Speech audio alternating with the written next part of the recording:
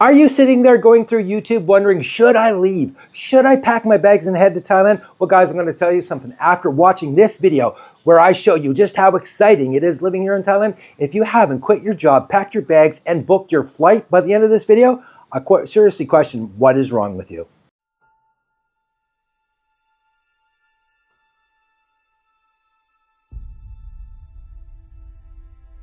Why, hello there, guys, and welcome back to quite possibly the dumbest thing you're going to watch all day. Yes, welcome back to another blast from the past with me, your crazy Kukios. Yes, it is Thailand's tipsiest tour guide, showing you just how incredibly fantastic and exciting living in Thailand as a retiree can be. Guys, I'm going to tell you something. I really loved making this video. I made it, again, it's about 3 years old.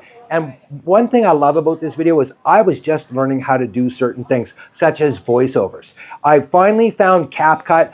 I had some software packages for editing and stuff, but I just honestly, I couldn't get the hang of them. Again, I'm quite possibly the dumbest thing in the world. That's not a joke or a tagline that I use, guys. I really am. When it comes to technology and stuff, it takes me so long to learn stuff, and then heaven help me if they change it. That's why I still use CapCut to this day.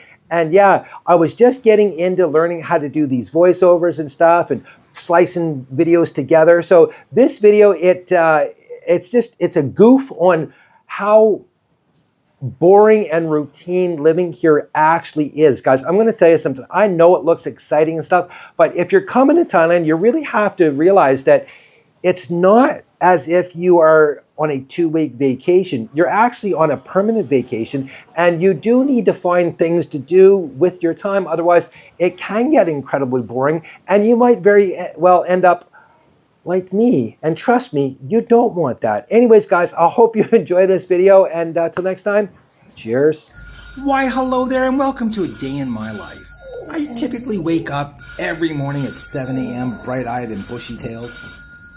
Well, at least it's 7 a.m. somewhere in the world. Typically not here in Thailand, though, but I'm happy. I'm joyful. Every day that I get up, it's a blessing. My routine starts out pretty much the same way every day. I go for a brisk yet brief walk. I do some calisthenics, such as a squat. A single squat, but still, it's a squat. And then I have breakfast. Typically a nice, well-balanced breakfast. I do a little bit of working out, and then I enjoy my breakfast. I take a little time to think about what I'm going to do today. And then typically, I'll head down to the pool. I'll work on my arms a little bit, because to be honest with you, I have ladyboy type arms. Not well defined, they're just there. They're kind of like toothpicks in a way. And there's no better place to work out than right beside the pool.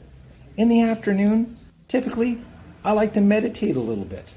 Some people call it passing out. I call it meditating. But hold on, I'm getting ahead of myself. Typically, I don't black out, meditate, until later on in the day. In the morning, I like to go shopping for all of the essentials. And there's no better place than Big C for every single thing that I need to get me through the day. The variety here, spectacular. It reminds me of the street food vendors, really. Typically after shopping, I like to hit the beach, get some cardio in. I do some walking, usually to my favorite, let's call it restaurant, that is beachside, with lovely furniture and a menu that is, how can I say, well suited to me and my liquid diet that I am on to maintain my swimsuit figure is the best way to put it. Now, typically I will sit there and I will do some arm exercises. Again, my ladyboy pipes are not well defined, so I like to get in as much arm action as I possibly can. Now, I will admit sometimes my lunch is kind of light, so I will order seconds. Okay, most every day I order seconds.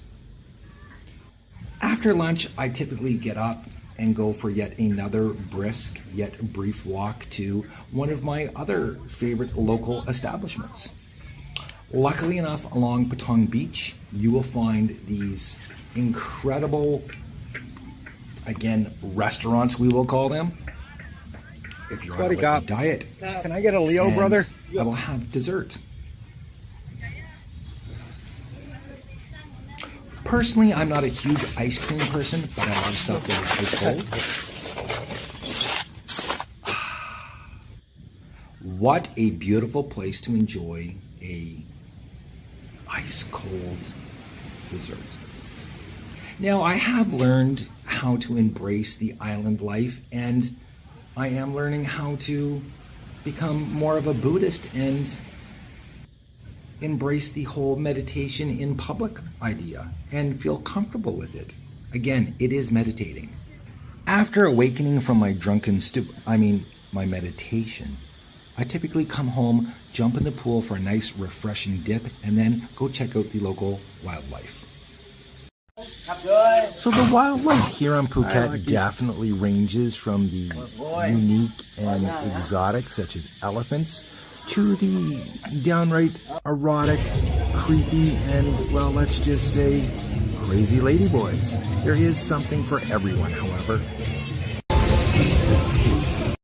Now, usually after a hard day of drinking, a hard day of working on my not-so-bulging biceps, I often find myself stumbling and staggering through the multitude of night markets here on the island, in search of, well, let's just say I'm always trying to find that quintessential dish that just screams Phuket. You know what it is, folks.